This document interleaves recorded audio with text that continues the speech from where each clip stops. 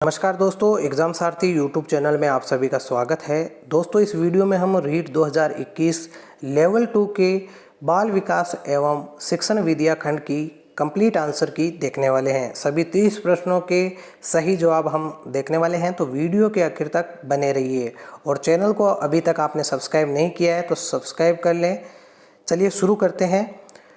पहला प्रश्न है, यदि बाल विकास की वास्तविक आयु 13 वर्ष हो और मानसिक आयु 14 वर्ष हो तो बुद्धि लब्धि क्या होगी? इसका सही जवाब है ऑप्शन बी 107.69। प्रश्न संख्या 2, सीखने का क्लासिकल कंडीशनिंग सिद्धांत प्रतिपादित किया था। इसका सही जवाब है ऑप्शन बी पावलोव ने। प्रश्न संख्या 3, बाल अपराध का कारण है। इसका सही जवाब है ऑप्शन ए माता पिता में अनबन रहना। प्रश्न संख्या 4, बालकों के मुफ्त एवं अनिवार्य शिक्षा अधिकार अधिनियम 2009 में निम्न में से किस पर ध्यान नहीं दिया गया था? इसका सही जवाब है ऑप्शन डी 14 वर्ष के पश्चात शिक्षा व्यवस्था। प्रश्न संख्या 5, निम्न में से कौन सा चरण शोध को क्रियात्मक अनुसंधान बनाता है? इसका सही जवाब है ऑप्शन बी प्रोग्राम का क्रियान्वयन एवं मूल्यांकन। प्रश्न संख्या 6, NCF 2005 में कला शिक्षा को जोड़ने का उद्देश्य है। इसका सही जवाब है ऑप्शन सी सांस्कृतिक विरासत की सराहना। प्रश्न संख्या 7, विकास कभी न समाप्त होने वाली प्रक्रिया है, यह विचार संबंधित है। इसका सही जवाब है ऑप्शन ए निरंतरता के सिद्धांत से। प्रश्न संख्या 8, निम्नलिखित में से कौन सा बुद्धि का घटक नहीं है? इसका सही जवाब है ऑप्शन बी व्यावसायिक रुचियाँ। प्रश्न संख्या 9, निम्नलिखित में से बालक की कौन सी प्रक्रिया मनोगत्यात्मक नहीं है? इसका सही जवाब है ऑप्शन ए सोचना। प्रश्न संख्या 10, व्यक्तित्व को मापने के लिए 16 PF प्रश्नावली किसने दी? इसका सही जवाब है ऑप्शन सी RB केटल। प्रश्न संख्या 11, निम्नलिखित में से कौन सी विशेषता प्रतिभावान शिक्षार्थी की है? इसका सही जवाब है ऑप्शन ए यदि कक्षा की गतिविधियां अधिक चुनौतीपूर्ण नहीं होती है तो वह कम प्रेरित अनुभव करता है और ऊब जाता है। प्रश्न संख्या 12, विशेष आवश्यकता वाले बच्चों को शामिल करना। इसका सही जवाब है ऑप्शन सी शिक्षण के प्रति दृष्टिकोण विषय वस्तु और धारणा परिवर्तन की अपेक्षा रखता है। प्रश्न संख्या 13, समस्या समाधान नहीं है। इसका सही जवाब है ऑप्शन डी संगीत संबंधी योग्यता के बारे में। प्रश्न संख्या 14, प्रासंगिक अंतर्बोध परीक्षण व्यक्तित्व को मापने की। इसका सही जवाब है ऑप्शन सी प्रक्षेपीय विधि है। प्रश्न संख्या 15, निम्नलिखित में से कौन सा सृजनात्मकता की ओर ले जाता है?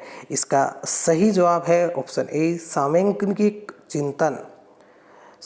चिंतन। प्रश्न संख्या 16, बाल केंद्रित शिक्षण विधि का अर्थ है। इसका सही जवाब है ऑप्शन डी बच्चों की अभिव्यक्ति और उनकी सक्रिय भागीदारी को महत्व देना। प्रश्न संख्या 17, रेविन प्रोग्रेसिव मैट्रिसेस का प्रयोग के मापन के लिए किया जाता है। इसका सही जवाब ऑप्शन ए व्यक्तित्व।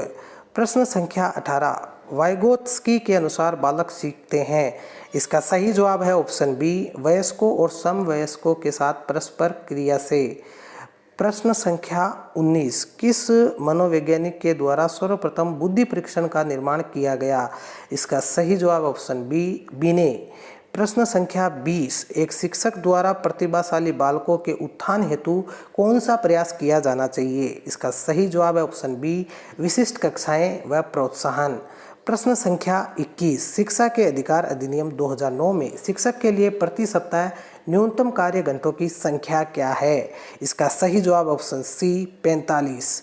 प्रश्न संख्या 22, एक विद्यालय के प्रधानाचार्य द्वारा विद्यार्थियों के विभिन्न संवेगात्मक समस्याओं के कारणों को पहचानने और उन्हें दूर करने हेतु कौन सा अनुसंधान किया जाता है? इसका सही जवाब है ऑप्शन ए क्रियात्मक अनुसंधान। प्रश्न संख्या 23, निम्नलिखित में से कौन सा सिद्धांत परिणामों द्वारा सीखने से संबंधित है? इसका सही जवाब है ऑप्शन बी अंतर्दृष्टि अधिगम। प्रश्न संख्या 24, जब हम वर्तमान स्कीमा का प्रयोग बाह्य जगत के विश्लेषण हेतु करते हैं तब उसे कहा जाता है, तो इसका सही जवाब है ऑप्शन डी संतुलन। प्रश्न संख्या 25 निम्नलिखित में से कौन सी प्रक्षेपीय परीक्षण की विशेषता नहीं है? इसका सही जवाब है ऑप्शन ए अस्पष्ट उद्दीपक। प्रश्न संख्या 26 अल्बर्ट बांडुरा के अनुसार निरीक्षणात्मक अधिगम हेतु 4 परिस्थितियां आवश्यक हैं। इन परिस्थितियों का सही क्रम है। इसका सही जवाब ऑप्शन सी अवदान, धारणा, पुनरुत्पादन, अनुप्रेरणा।